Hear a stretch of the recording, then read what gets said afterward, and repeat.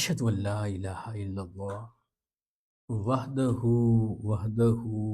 وحدہ لا شریک لہ واشہد ان محمدا عبدہ ورسولہ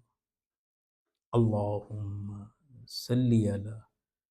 سیدنا و نبینا و رسولنا محمد وعلی آل سیدنا و نبینا و رسولنا محمد وبارک وسلم۔ ساتویں پارے کے اہم نکات۔ وَإِذَا سَمِعُوا، یہاں سورہ المائدہ کا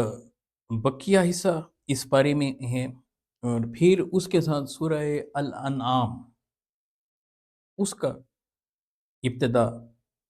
اس کا پہلا حصہ یہاں آپ دیکھیں گے۔ اچھا، یہاں سب سے اہم نقطہ جو ہے، سب سے پہلے نرم دل عیسائیوں کا یہاں آغاز میں ذکر چل رہا ہے۔ ایتھوپین کنگ، شاہ حبشہ نجاشی رضی اللہ تعالیٰ عنہ، جو سید عالم صلی اللہ علیہ وآلہ وسلم پر ایمان لائے، جب ان کے سامنے قرآنی آیات کی تلاوت ہوئی تو ان کی آنکھیں اشک بار تھیں، تو ادھر اشارہ یہاں مل رہا ہے بالکل ابتدا ہی میں، کہ جو لوگ حق کی معرفت پا لیتے ہیں، حق کو پہچان لیتے ہیں، کیونکہ انہوں نے اپنی کتابوں میں پڑھا تھا، تورات، زبور، انجیل میں، انجیل کا وہ مطالعہ کرتے تھے، تو وہ اس حقیقت کو پا گئے۔ پھر اس کے بعد حلال اور حرام کے احکامات کا یہاں پر تذکرہ ہے، طیبات اور خبائث کے حوالے سے، کیا چیزیں طیب ہیں اور کیا خبیث ہیں، کیا پاک ہیں اور کیا ناپاک ہیں، اس کا ہمیں یہاں پر ذکر ملتا ہے۔ ایک اہم معاملہ کہ لوگ بات بات پر قسمیں اٹھاتے ہیں، حلف لینا شروع کر دیتے ہیں، حلف دینا شروع کر دیتے ہیں، تو قسم کے کفارے کے حوالے سے یہاں پر احکامات دیے گئے ہیں کہ 10 مسکینوں کو کھانا کھلانا، کپڑے پہنانا، اور اس کے حوالے سے غلام کو آزاد کرنا، یا پھر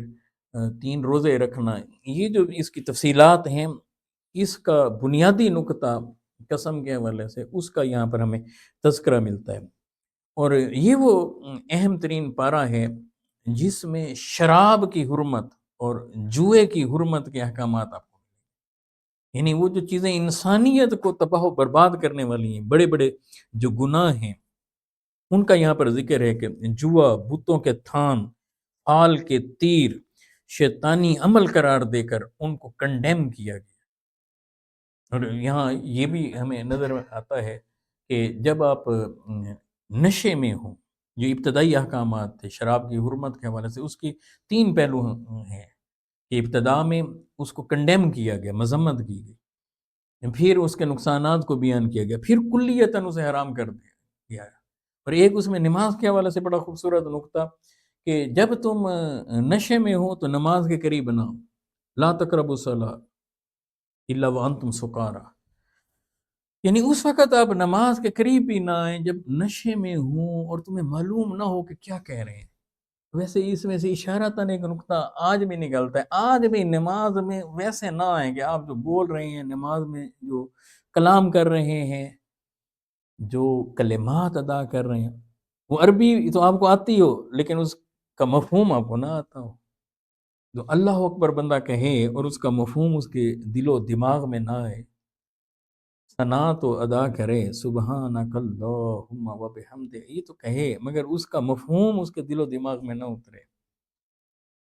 تو یہ ایک اینگل سے یہ ایک اشارہ یہاں سے نکلتا ہے یہاں پر۔ تو اس کا یہاں پر خاص طور پر سیدنا عیسیٰ علیہ الصلوۃ والسلام کے جو حواری تھے، انہوں نے یہ فرمائش کر دی کہ آسمان سے کھانا اترے، تو وہاں مائدہ کا ذکر ہے۔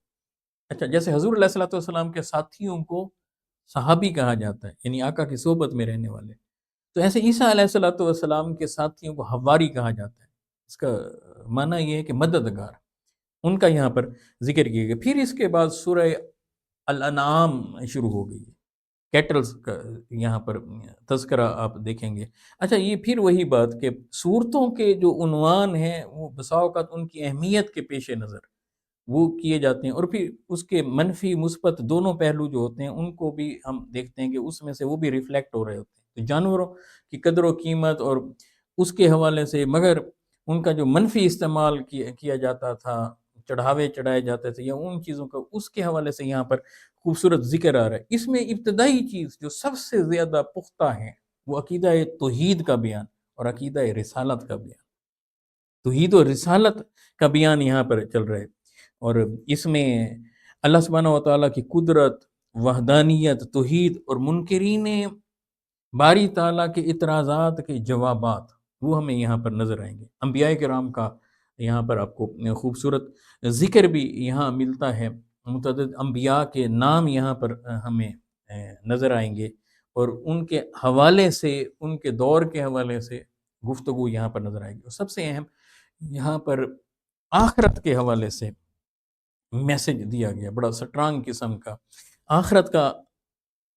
یہاں تذکرہ ملے گا، اور دنیا کی حقیقت کو ہائی لائٹ کیا گیا ہے، دنیا کو کھیل تماشے کے ساتھ تعبیر کیا گیا، لاہو اللہ، یعنی ایک گویا خواب بندہ دیکھ رہا ہے، جیسے کسی گیم میں مستغرق ہو جاتا ہے، گم ہو جاتا ہے، کسی گیم میں ڈوب کر اسے انجوائے کر رہا ہوتا ہے، چل کر رہا ہوتا ہے، تو وقت گزرنے کا اسے احساس ہی نہیں ہوتا۔ دنیا کے اندر بھی انسان کی ایسی حقیقت ہے کہ امتحان دینے آیا ہے، اسے معلوم ہی نہیں ہونا، یہ اگر کھیل کود میں پڑا رہا تو پھر دنیا کا یہ ہو کر رہ جائے گا، آخرت کو بھول جائے گا۔ تو آخرت کی یاد دہانی اس میں کرائی گئی۔ اللہ سبحانہ و تعالیٰ قرآن مجید کو سمجھنے اور اس پر عمل کرنے کی توفیق عطا فرمائے۔